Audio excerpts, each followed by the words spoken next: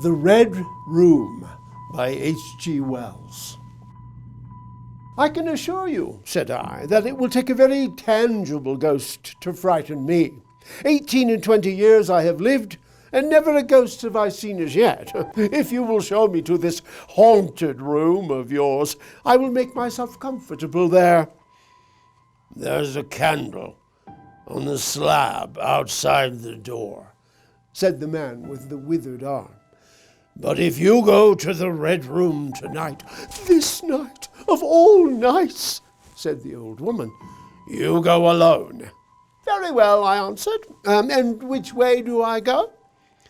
You go along a passage for a bit, said he, until you come to a door.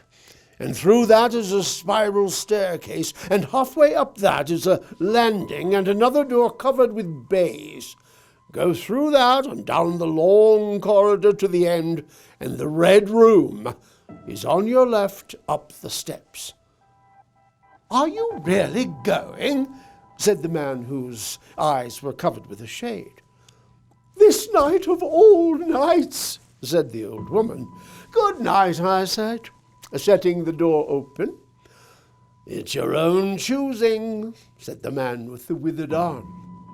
I left the door wide open until the candle was well alight, and then I shut them in and walked down the chilly, echoing passage. The long, draughty, subterranean passage was chilly and dusty, and my candle flared and made the shadows cower and quiver. The door to the Red Room and the steps up to it were in a shadowy corner. I moved my candle from side to side in order to see clearly the nature of the recess in which I stood before opening the door.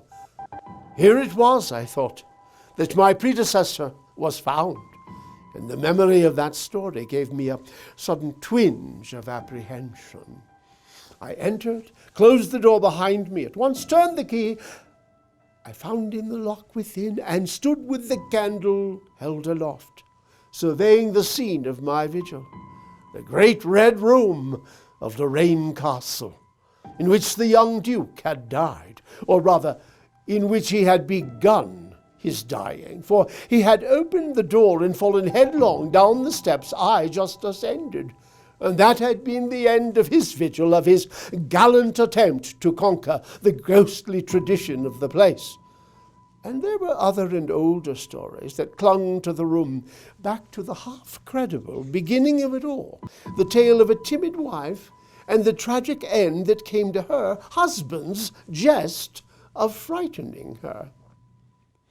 There were 2 big mirrors in the room, each with a pair of sconces bearing candles, and on the mantel shelf, too, were more candles in china candlesticks. All these I lit, one after the other. The fire was laid, and I lit it, to keep down any disposition to shiver, and when it was burning well, I stood round with my back to it and regarded the room again.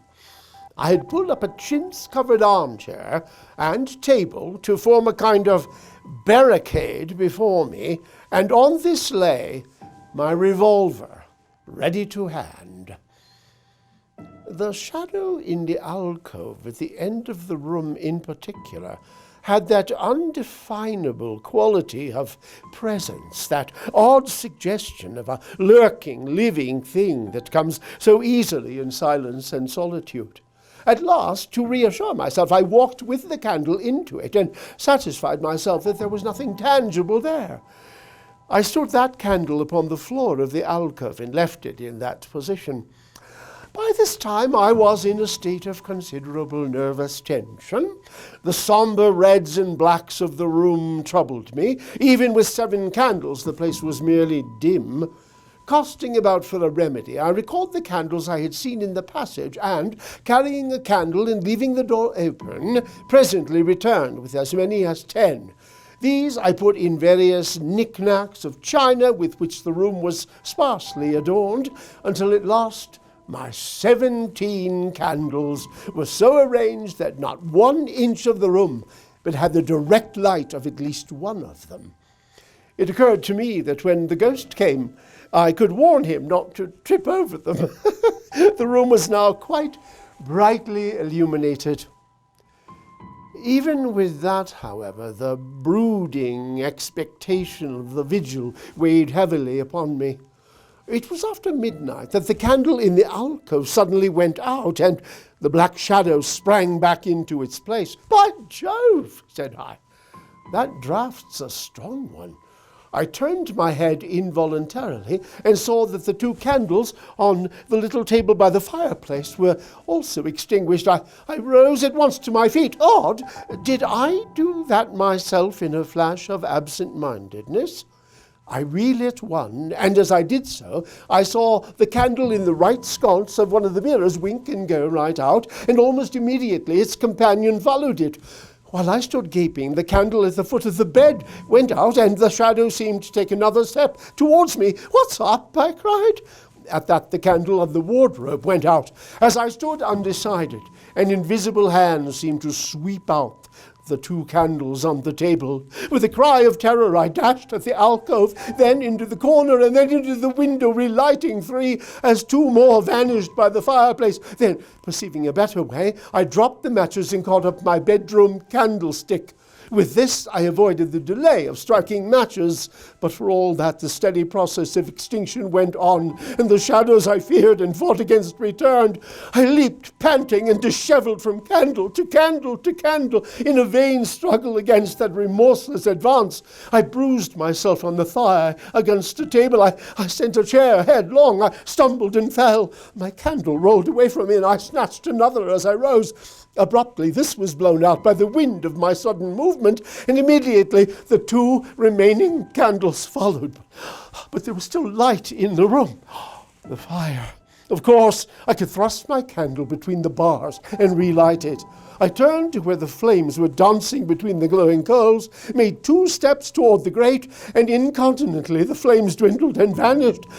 And as I thrust the candle between the bars, darkness closed upon me like the shutting of an eye, wrapped about me in a stifling embrace, sealed my vision, and crushed the last vestiges of reason from my brain. I flung out my arms in a vain effort to thrust that ponderous blackness away from me, and lifting up my voice, screamed with all my might, once, twice, thrice. Then I think I must have staggered to my feet, and with my head bowed and my arms over my face, made a run for the door. But I had forgotten the exact position of the door, and struck myself heavily against the corner of the bed. I have a vague memory of battering myself to and fro in the darkness, of a cramped struggle, and of my own wild crying as I darted to and fro, of a heavy blow at last upon my forehead, a horrible sensation of falling that lasted an age, of a last frantic effort to keep my footing. And then I remember no more. I opened my eyes in daylight. My head was roughly bandaged, and the man with the withered arm was watching my face. "We found you at dawn," said he, "and there was blood on your forehead and lips." It was very slowly I recovered my memory of my experience. "You believe me now," said the old man, "that the room is haunted?" "Yes," said I, "the room is haunted." "And you have seen it? And we, who lived here all our lives, have never set eyes upon it, because we have never dared. Tell us, is it truly the old Earl who—" "No," said I, "it is not.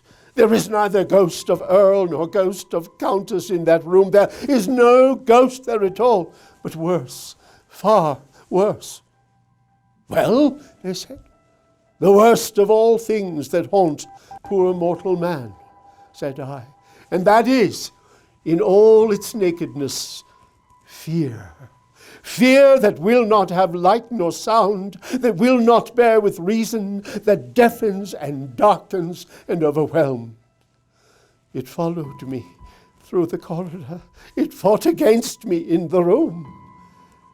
Then the man with the shade sighed and spoke. I knew that was it.